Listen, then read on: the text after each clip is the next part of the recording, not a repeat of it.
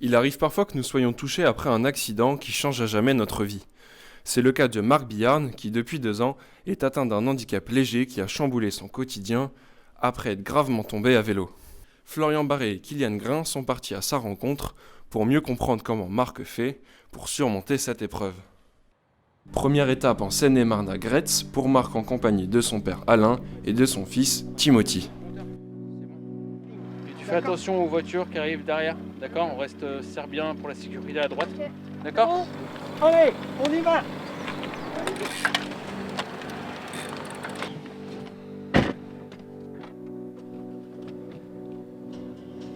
Depuis la blessure de son fils, Alain supervise les entraînements de Marc pour sa sécurité. Objectif de l'après-midi, décrassage et profiter du soleil sur un parcours d'une vingtaine de kilomètres. Là, j'ai envie de vraiment avoir une condition physique optimum pour être bien le jour des championnats de France fin mai. Vous êtes fatigué? Non, ça va, on est bien là. On a le soleil, pas beaucoup de vent, donc c'est le temps idéal pour pouvoir s'entraîner sans trop forcer, on va dire. Le fait de rouler avec mon fils, ça me permet aussi de lui faire voir qu'on a rien sans rien. C'est s'entraîner dur et puis lui apprendre, lui transmettre des valeurs qui font que on peut avoir des gros soucis de santé, des problèmes familiaux, un handicap, et qu'on peut quand même arriver à franchir des paliers pour avoir une vraie vie. Je vois qu'il a très bien repris depuis son accident et surtout, je suis content qu'il soit en forme et qu'il puisse continuer le vélo. Même si cette fois Marc est accompagné de son fils, l'homme de 38 ans a l'habitude de faire des plus longues distances tout seul. 70 km minimum par séance et ce, plusieurs fois par semaine.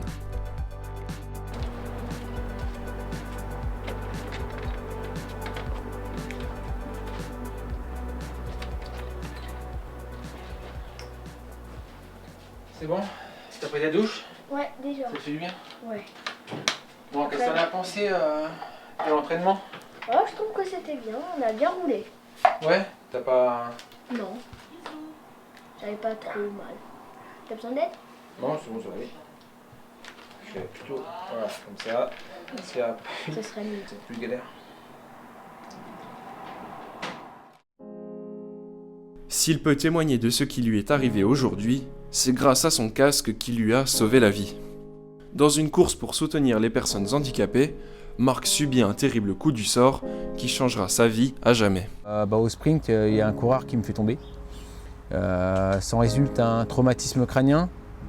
Et d'après les personnes qui étaient là, voilà, j'ai perdu 45 minutes de connaissance. Je commençais à saigner des oreilles.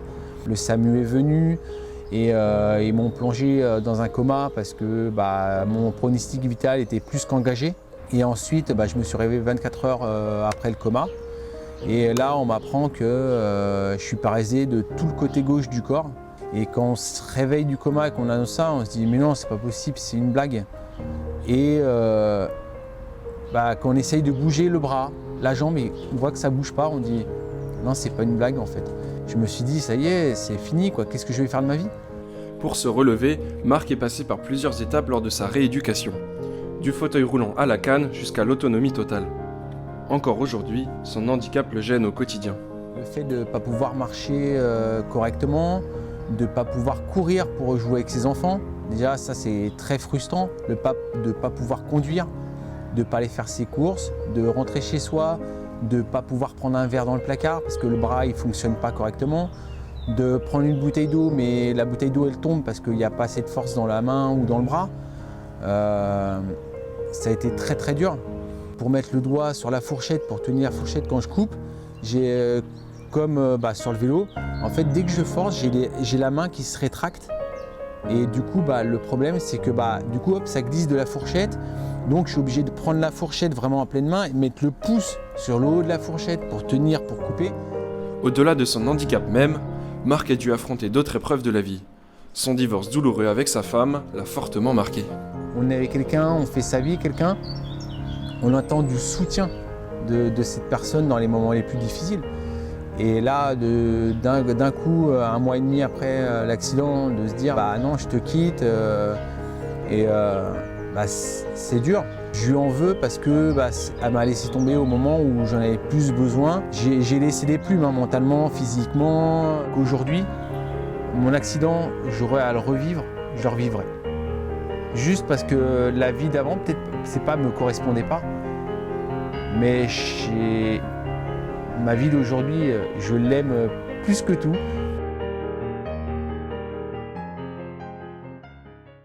Le lendemain matin, le cycliste a rendez-vous chez sa kinésithérapeute et amie Blandine pour parfaire sa rééducation. S'il a déjà beaucoup progressé, il lui reste du chemin à parcourir.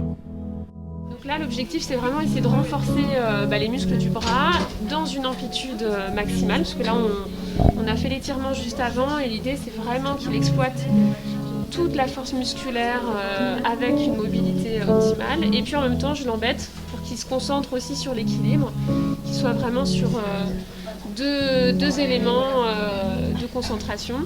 C'est un bon élève, non, ou pas ? Ouais, ça va. Il a tendance à beaucoup parler, mais après, il écoute bien, il est assidu, jamais il raterait une séance kiné.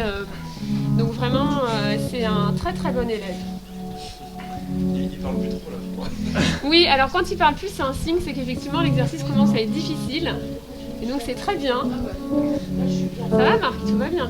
Ouais, tout va bien. Allez, empêche-moi. Entre exercices de motricité et étirements musculaires, Marc peut aussi compter sur des soutiens de poids, comme celui de Héline qui le connaît depuis son premier jour d'hospitalisation. Marc, moi je l'avais vu, il venait d'avoir son accident. Donc il était en fauteuil roulant, on commençait à travailler un petit peu la marche avec une canne à 3 pieds.